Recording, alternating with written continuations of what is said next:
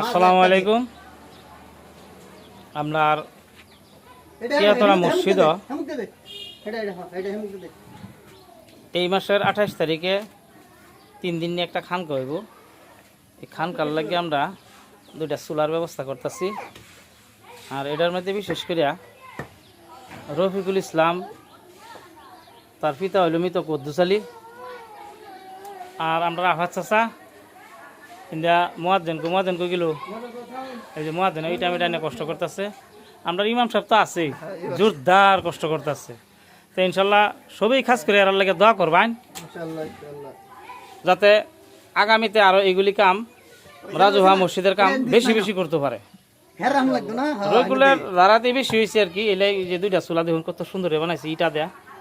কেউ যদি এরকম চুলার দরকার পড়ে আর কি মসজিদের লাগিয়া, তো যোগাযোগ করতে পারুন, রফিকুল ভাড়ায় দেবেন ইনশাল্লাহ। আসসালামু আলাইকুম।